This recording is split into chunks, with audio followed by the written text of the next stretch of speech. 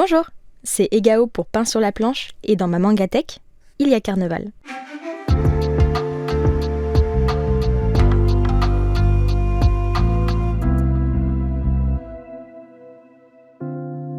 Avant de vous laisser avec notre invité, je tenais à remercier toutes les personnes ayant participé au Tipeee. Cela nous a permis d'atteindre le premier palier, qui est l'ouverture du Discord. Cela arrive très bientôt, on vous tient au courant directement sur Instagram. Pour assurer la longévité du podcast, ce qui est le plus important pour nous, c'est la régularité. Aussi, même si ce n'est qu'1 € tous les mois, cela nous aide beaucoup. Je vous souhaite un excellent épisode en compagnie de Manao.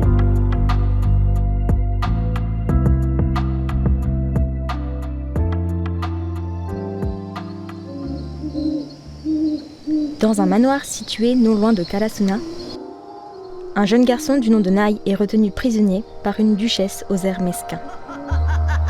Nai, lui, ne sait pas d'où il vient et il ne sait pas qui il est. Un seul souvenir, son bracelet. Il le sait, c'est Karoku qui lui a donné. La femme aussi semble connaître ce bracelet. D'ailleurs, elle approche doucement son regard pour mieux l'examiner. Quand soudain, à mesure que la fumée disparaît, une ombre se dessine. Est-ce un voleur ayant trouvé le pire timing pour mettre son plan à exécution ? Ou bien le futur compagnon de Nai et de ses aventures ? Peu importe. Trop, c'est trop. La duchesse ne peut pas tolérer cette offense. Seulement, elle est loin d'être une simple femme fortunée. Cette première antagoniste s'énerve, arborant un sourire mesquin. Elle se transforme lentement en une chimère à la quête de sang frais. Vont-ils périr sous le joug du monstre fantastique ? C'est bien mal connaître Gareki. Ce Robin des Bois aux 1000 talents, armé de sa vivacité d'esprit, fait tomber les murs de la prison dorée, ensevelissant le monstre par la même occasion. Encore un aristocrate qui n'a que ce qu'il mérite, penserait-il.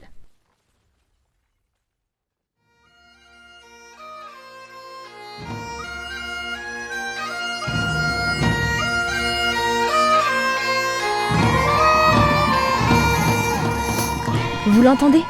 C'est la musique du grand spectacle. Vous les voyez ? Ce sont les mascottes fantastiques du grand défilé. Ce n'est pas un rêve.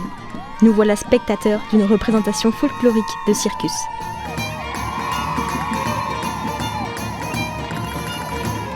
S'agit-il d'une troupe exhibitionniste ou d'une organisation gouvernementale protectrice de la nation ? Eh bien, un peu des deux. Qui dit spectacle, dit coulisses. C'est justement dans une de ces ruelles que les agents de la duchesse corrompue continuent leur chasse à l'homme, ou plutôt la chasse au bracelet mystérieux logeant sur le poignet de Nai. Mais pensaient-ils vraiment pouvoir agir librement alors que les meilleurs agents de circus se trouvent seulement à quelques rues ? Ni une ni deux, Miss Miaou, mascotte emblématique de circus, intervient. Sous ce costume félin se cache Yogi, fantassin du 2e vaisseau venant à la rescousse de nos 2 amis. Car oui, ne l'oublions pas, Circus est avant tout une organisation gouvernementale au service des citoyens dont la plus grande mission se trouve dans l'élimination de ces anomalies de Varga. Carneval, c'est l'histoire de Nai, un garçon dont le seul souvenir réside dans le bracelet et dont la quête consistera à trouver son propriétaire Karoku, bienfaiteur et ami de notre héros. Entre mystère, amitié et quête de vérité, venez découvrir le plus pittoresque des mangas.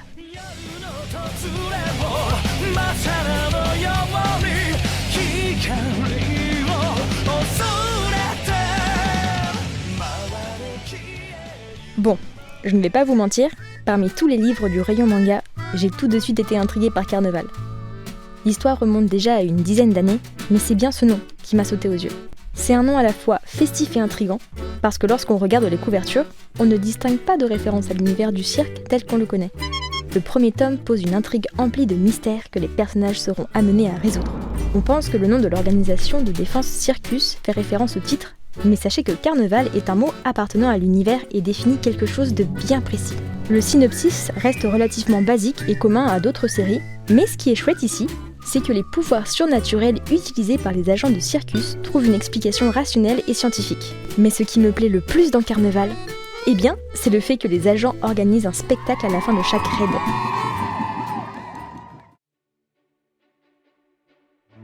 Leurs mises en scène sont majestueuses et largement sublimées par la patte artistique de l'autrice. Chaque couverture est une œuvre d'art, et je pèse mes mots.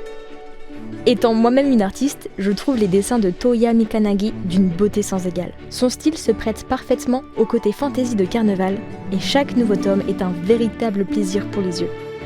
Style de dessin ou encore détails définissent l'identité du manga. Et quand on se penche davantage sur la colo des illustrations, eh bien je vous le dis, on a envie d'en avoir des posters partout dans sa chambre. Ici, on se rapproche plus du type shoujo où un certain charme émane des agents de circus. Et j'insiste, le dessin y est définitivement pour quelque chose.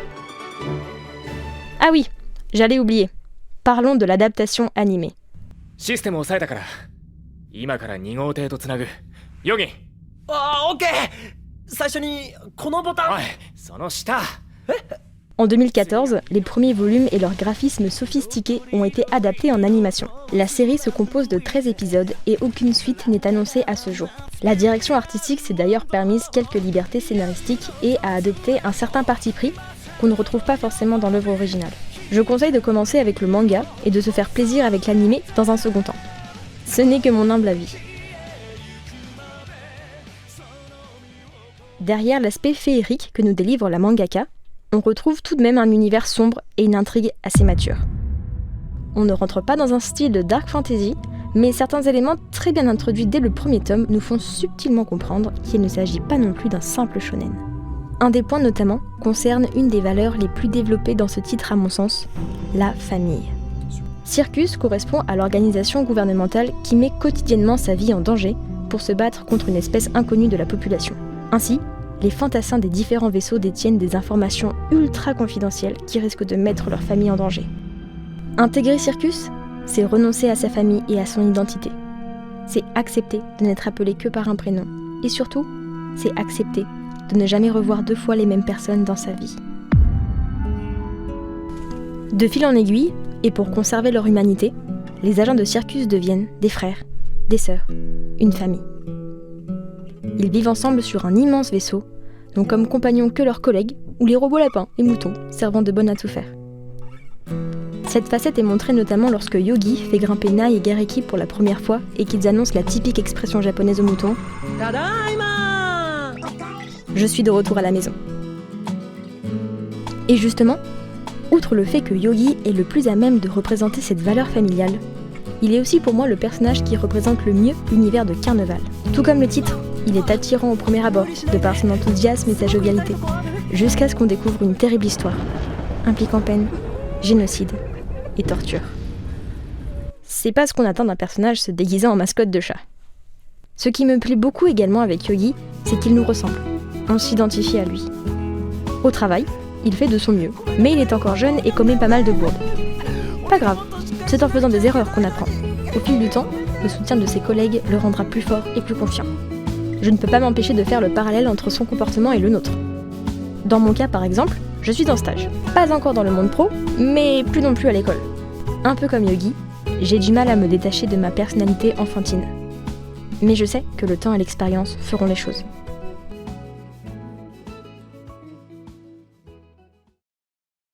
Si vous êtes ici, c'est que vous avez écouté le podcast jusqu'au bout.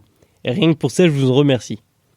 Aussi sur Spotify, vous avez désormais la possibilité de nous partager votre ressenti sur l'épisode dans l'espace questions et réponses que vous trouverez en dessous du bouton play. Alors, n'hésitez plus. Avant de vous dire au revoir, je vous invite également à venir nous suivre sur Instagram à pslp.podcast. On y est très actifs et c'est ici qu'on échange le plus avec vous. Sur ce, je vous dis à la prochaine pour un nouvel épisode de Pain sur la planche.